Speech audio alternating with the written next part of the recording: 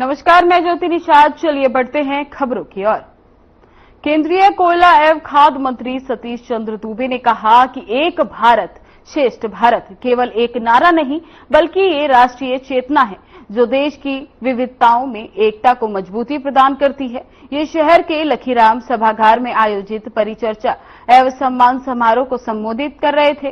कार्यक्रम में विभिन्न सामाजिक कार्यकर्ता, जनप्रतिनिधि और प्रबुद्धजन शामिल थे। मंत्री ने अपने उद्बोधन में प्रधानमंत्री नरेंद्र मोदी के नेतृत्व में देश में आए सांस्कृतिक बदलाव और राष्ट्र की एकजुटता को रेखांकित करते हुए कहा कि आज भारत विश्व मंच पर एक आत्मनिर्भर और शक्तिशाली राष्ट्र के रूप में उभर रहा है।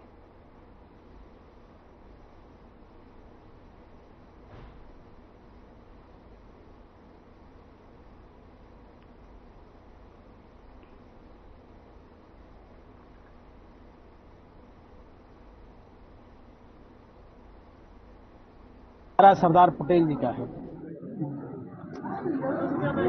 और आज आदरणीय मोदी जी ने उसको मजबूती प्रदान करने का काम किया है। बिहार में चुनाव है, बहुत हमारे बिहारी भाई यहाँ हैं, सब लोगों से आमंत्रित किए हैं, आग्रह किए हैं, निवेदन किए हैं, न्योता दिए हैं कि आप लोग चलिए उस जग में शामिल होइए, वोट दीजिए, वोट दिलवाइए।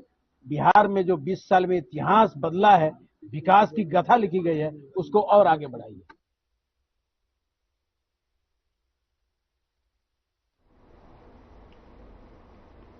कोयला एवं खान राज्य मंत्री सतीश चंद्र दूबे अपने एसईसीएल प्रवास के दूसरे दिन बैकुंठपुर क्षेत्र पहुंचे, जहां उन्होंने वीसी के माध्यम से एसईसीएल चिरमिरी क्षेत्र के एनसीपीएच माइन में नए कॉम्युनिट माइनर का शुभारंभ किया और हरी झंडी दिखाकर मशीन को रवाना किया। इस मौके पर राज्य मंत्री सतीश चंद्र दूबे ने संबोधित करते हुए कहा कि कोयला मंत्रालय नई एवं आधुनिक तकनीक के माध्यम से भूमिगत खदानों में उत्पादन बढ़ाने की दिशा में काम कर रही है। साल 2030 तक भूमिगत खदानों में 100 मिलियन टन उत्पादन करने का हमारा लक्ष्य है। इसीलिए ज्यादा से ज्यादा खदानों में कॉम्युनिस माइनर जैसी तकनीक के इस्तेमाल को बल दिया जा रहा है। एससीएल में इस नए लो हाइट कॉम्युनिस माइनर को शुरू होने से निश्चित रूप से कंपनी के भूमिगत उत्पादन को मजबूती मिलेगी। आपको बता दें कि दौरे की शुरुआत में मंत्री दूबे ने एक पेड़ मां के नाम अभियान के तहत खादान परिसर में वृक्षारोपण किया था।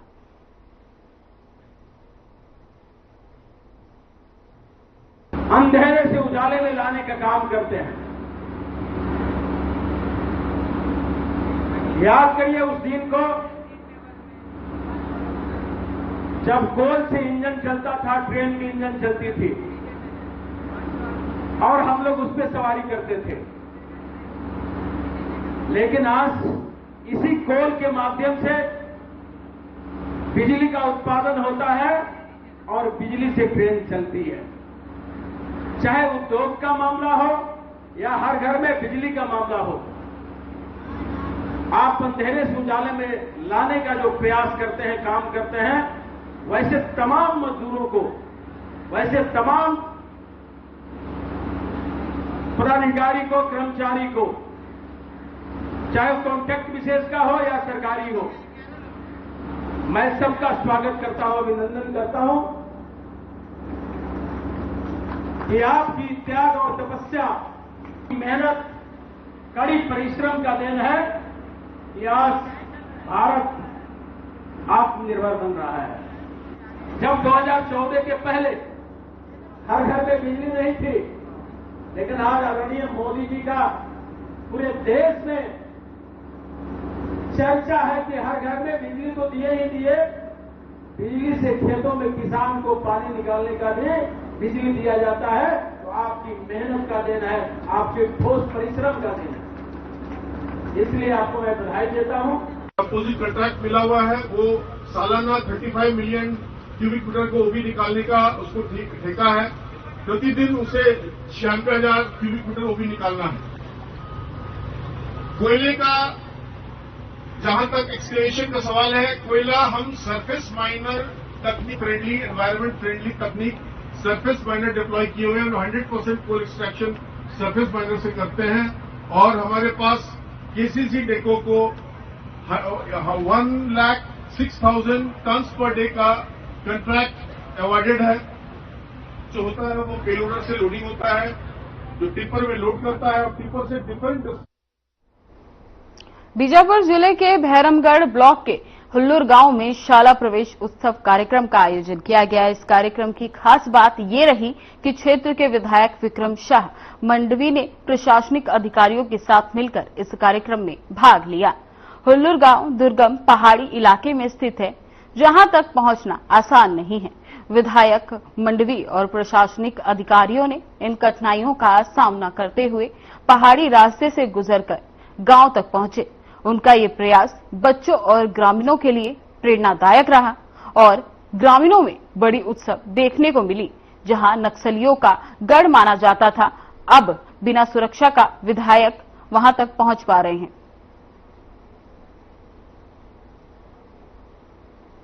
आज मैं और हमारे क्षेत्र के जिला पंचायत सदस्य और जनप्रतिनिधि सरपंच दोनों के साथ में ग्राम पंचायत हुल्लूर पहुंचे हैं और यहाँ पर नवीन जो प्राथमिक शाला भवन का उद्घाटन करने के बाद इस शाला भवन में पढ़ने वाले बच्चों के साथ में ग्रामीणों के साथ में शाला प्रवेशोत्सव कार्यक्रम में सम्मिलित हुआ और बड़ा प्रसन्नता हुई देख करके अंदरूनी क्षेत्र में पहली बार एक नवीन स्कूल भवन बना है और सुंदर स्कूल भवन बना है। उसका उद्घाटन करने के बाद शाला प्रवेश मनाया गया।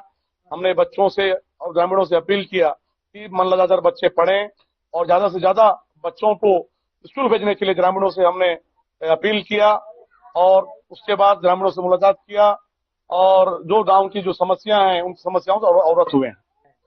अभी ग्रामीणों ने मुझे बताया, तो सबसे पहली बात थी जो पीने के लिए बोरिंग चाहिए, तो मैंने कहा कि बरसात के बाद में उन्हें बोरिंग दिया जाएगा। जहां पे जिस भी पारा में बोरिंग की समस्या वहां बोरिंग पेयजल हेतु बोरिंग दिया जाएगा और जो अन्य जो समस्या बताया, आधार कार्ड की बताया, राशन कार्ड की समस्या बताएं और एक दो समस्या और बताए हैं, उन सभी समस्याओं को दूर करने का पूरा प्रयास मेरी तरफ से किया जाएगा।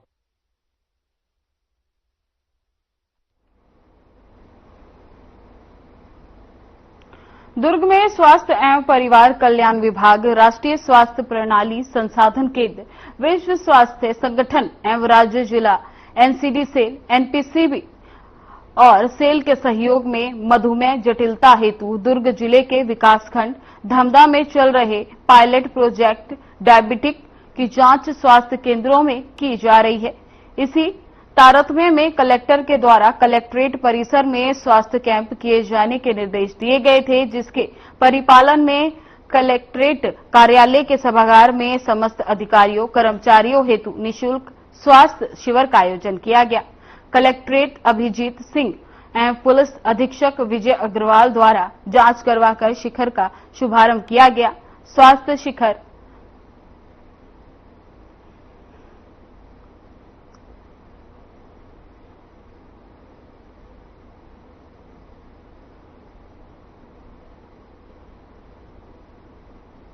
जांच में कुल 119 लोगों की स्क्रीनिंग की गई और 72 लोगों की डायबिटिक जांच हुई, जिसमें 2 संभावित मरीज पाए गए।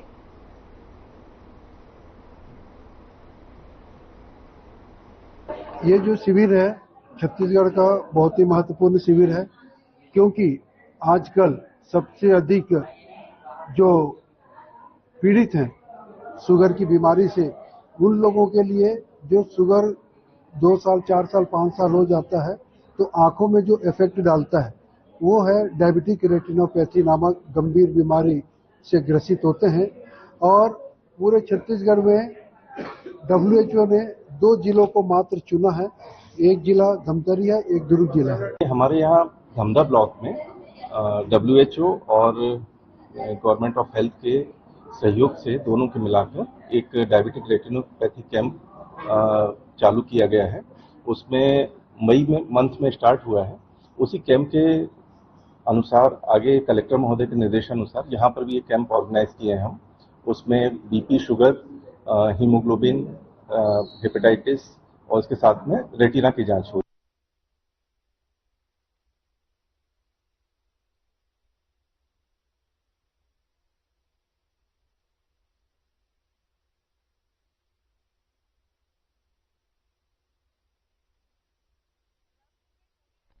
बिलासा ताल गार्डन में पब्लिक सुविधाएं। दम तोड़ने लगी हैं। यहाँ लोगों के लिए बैठने और बच्चों के खेलकूद के चीजों की भी ढंग से देखरेख नहीं हो पा रही है। वन विभाग ने भी सुविधा को लेकर अपने हाथ खड़े कर दिए हैं। बिलासा ताल गार्डन को कब्जाधारियों के चंगुल से निकालकर जिला प्रशासन ने विकसित करने की जिम्मेदारी वन विभाग को सौंपी थी, लेकिन वन विभाग की लापरवाही से इस गार्डन की मरम्मत और देखरेख की राह में बड़ा संकट खड़ा हो गया है। शुरू में वहां पर्यटकों के लिए नौका ब्रिज का काम सुविधा शुरू की गई थी, लेकिन अब पानी नहीं होने की वजह से पराल का पुल टूट गया है। गर्मी का मौसम आने से पहले पुल बनाने के लिए पानी को खाली किया गया था। गर्मी का मौसम आकर खत्म होने को है, लेकिन इसके बावजूद भी ब्रिज का काम शुरू भी नहीं किया गया। इसके अलावा 50 mm सफेद पर्दे पर फिल्म दिखाने की सुविधा भी शुरू करने की तैयारी की गई थी, लेकिन इसका भी कोई अता पता नहीं है। वहीं घुड़सवार और कैफेटेरिया की सुविधा भी बंद है। इस उद्यान में लाइट की भी व्यवस्था नहीं है। खंबे तो हैं, लेकिन बल्ब गायब है। इस विषय में मुख्य वन संरक्षण अधिकारी प्रभात मिश्रा ने कहा कि टूरिज्म के तहत प्रस्ताव बनाकर भेजा गया है।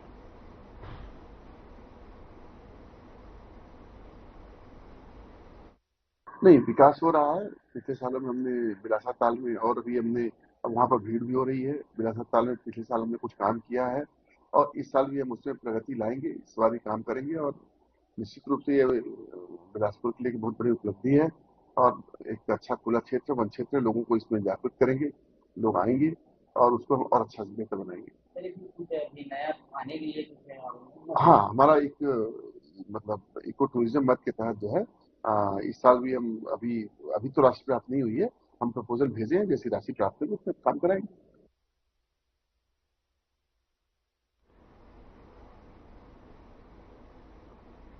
राजनांदगांव में शहर की सबसे बड़ी समस्या ट्रैफिक बनी हुई है, जो ठीक से हल नहीं हो पा रही।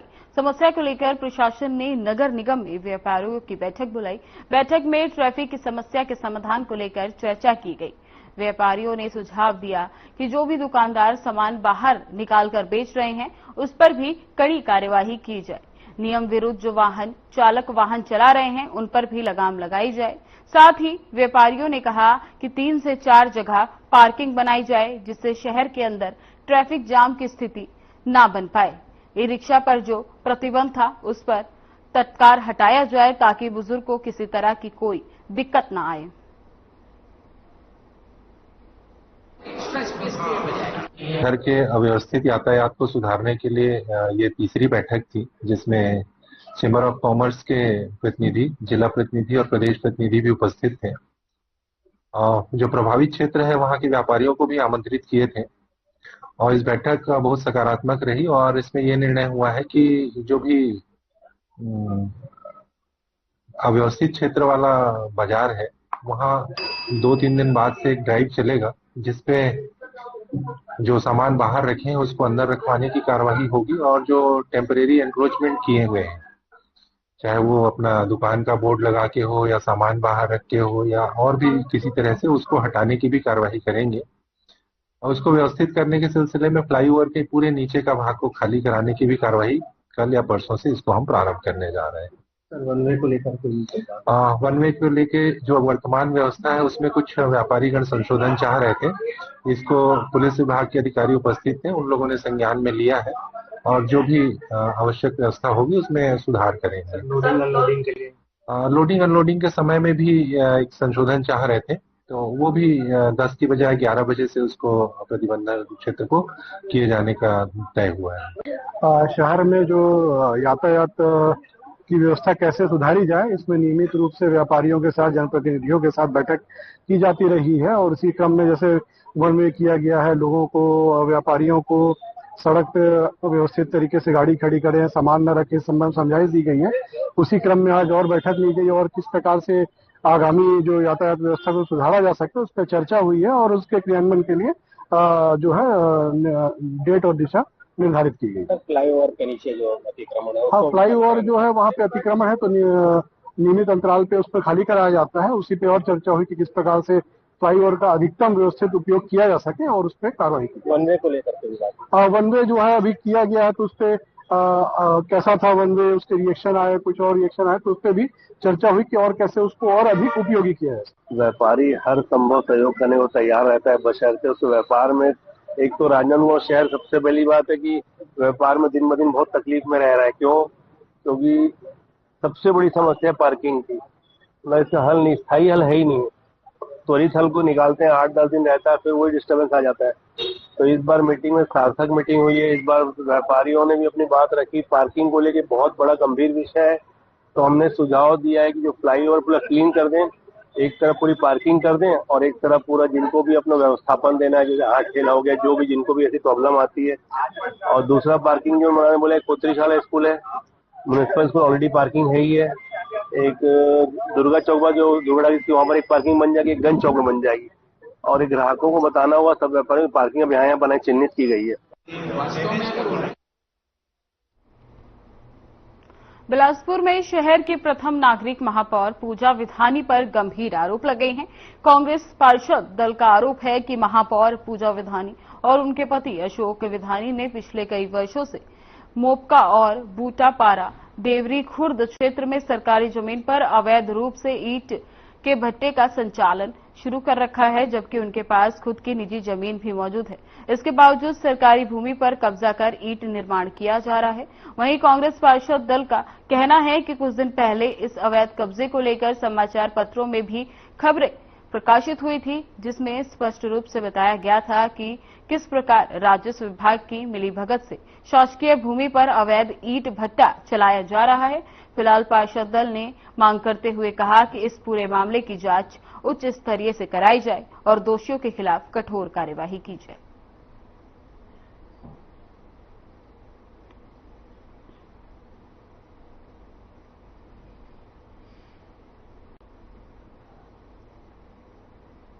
छत्तीसगढ़ के बिलासपुर में एक झकझोर देने वाली तस्वीर सामने आई है, जहां प्रशासन की लापरवाही के चलते ग्रामीणों को टेंट और पन्नी के सहारे अंतिम संस्कार करना पड़ा। देखिए हमारी ये खास रिपोर्ट।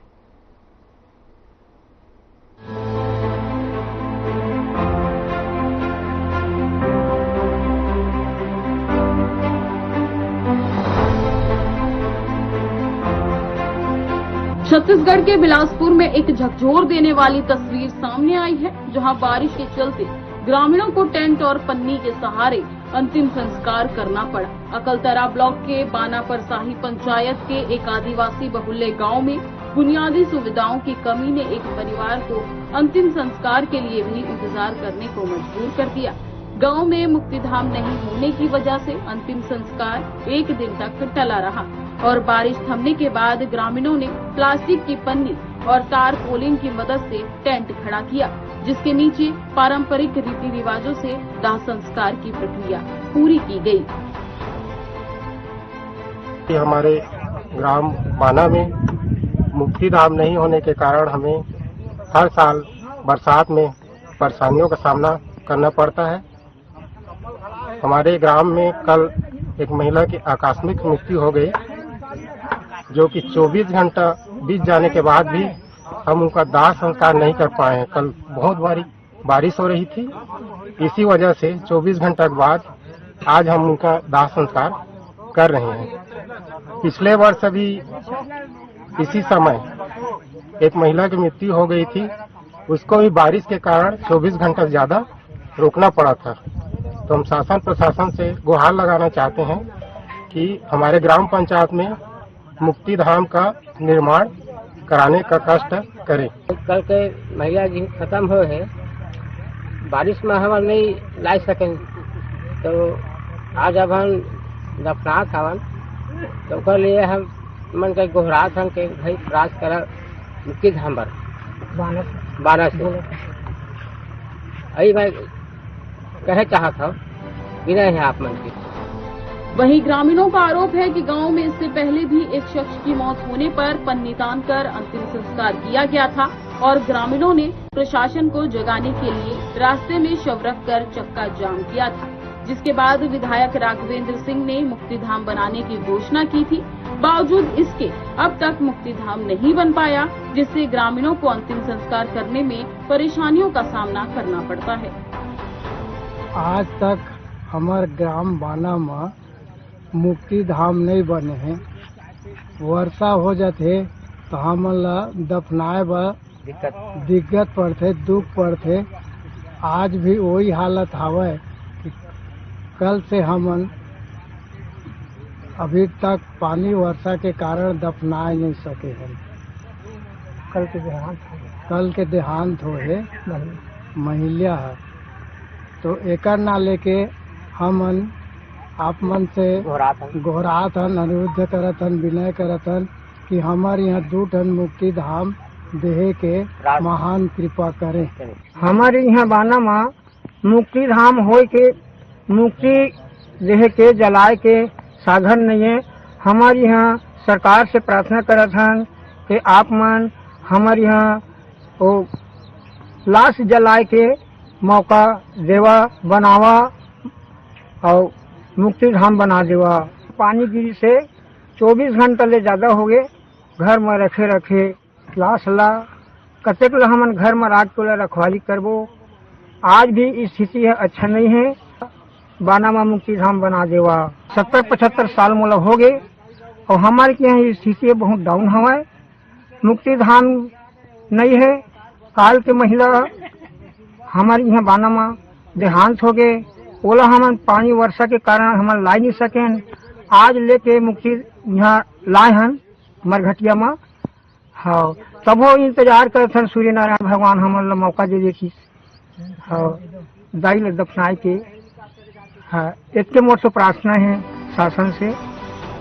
बहरहाल मुक्ति धाम बनवाने को लेकर ग्रामीण कई बार जनप्रतिनिधियों से इस संबंध में गुहार लगा चुके हैं। बावजूद इसके आज तक किसी ने उनकी समस्याओं का समाधान नहीं कराया, जिसको लेकर ग्रामीणों में काफी आक्रोश है। अब देखने वाली बात ये होगी कि प्रशासन कब तक ग्रामीणों को मूलभूत सुविधा प्रदान करवाते हैं।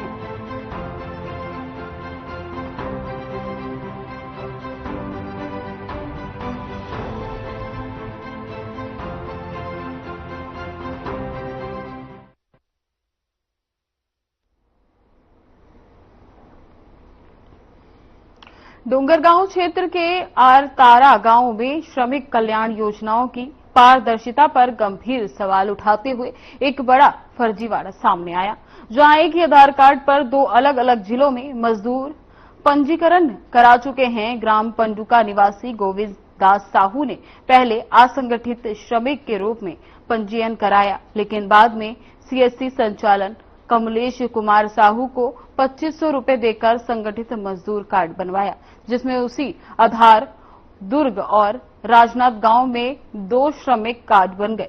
ये मामला न सिर्फ नियमों की खुली अवहेलना है, बल्कि सीएससी केंद्र और श्रम विभाग की अधिकारियों की भूमिका पर संदेह खड़ा करता है।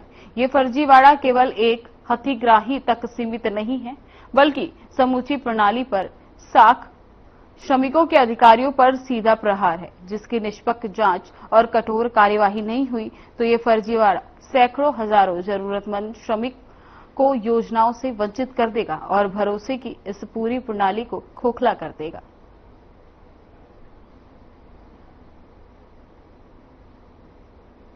आज आपके चैनल के माध्यम से मेरे संज्ञान में आया है, और क्योंकि जहां तक ये है कि एक आधार कार्ड से 2 कार्ड नहीं बन सकता, ऐसा है, लेकिन यदि सॉफ्टवेयर में टेक्निकल इशू या किसी प्रकार की कोई गड़बड़ी है तो निश्चित रूप से जांच कराकर निगम सरकार की निरीक्षक वगैरह सब अच्छे से काम कर रहे हैं। लेकिन निश्चित रूप से यदि किसी सीएससी कॉमन सर्विस सेंटर संचालक द्वारा कोई गड़बड़ी की जाती है और जांच में तो सत्यता पाई जाती है तो नियमानुसार जो भी कार्रवाई वो की जाएगी। नहीं, ऐसा नहीं है। हमारे यहाँ बहुत आया, राजनांदगांव जिला एक बहुत बड़ा जिला है और बहुत अधिक योजना पंजीयन आवेदन आते हैं, और निश्चित रूप से जो ऑनलाइन आवेदन आते हैं उनका पात्रतानुसार वेरिफिकेशन निरीक्षक द्वारा हर निरीक्षक को एक क्षेत्र दिया गया है। मेरा सीएससी सेंटर का नाम निधि सीएससी सेंटर है। कौन से गांव में है? आतर गांव में। कौन से पंचायत? आतर गांव। और कौन से ब्लॉक में? छुरिया में। आपका नाम? कमलेश कुमार। कब से चला रहे हैं आप? कब से चला रहे हैं? 2 साल से चला रहा हूँ। तो आप एक आधार कार्ड में 2 मतलब श्रम कार्ड बना रहे हो? नहीं, ऐसा नहीं। पेपर में छपा है। ये सब फर्जीवाड़ा है। खुद पत्रकार जो आए थे उन्होंने मुझसे 1 लाख रुपए की रिश्वत मांगा था। मैंने उस पैसे को देने से इनकार कर दिया क्योंकि मैंने गलत किया ही नहीं। कौन पत्रकार 1 लाख रुपए मंगाते? कोई वैष्णव करके है, उसका पूरा नाम बताइए। नहीं, नाम उतना पूरा पता नहीं है। कोई वैष्णव करके है। कहाँ का है वो? वो अपना गाँव नहीं बताया, लेकिन वो बहुत जल्द पता चल जाएगा।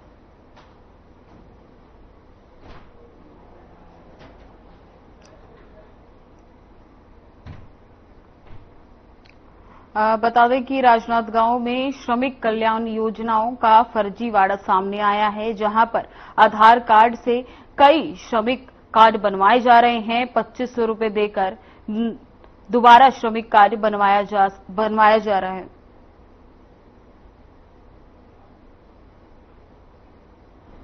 फिलहाल के लिए इस बुलेटिन में बस इतना ही। बने रहें हमारे साथ। नमस्कार।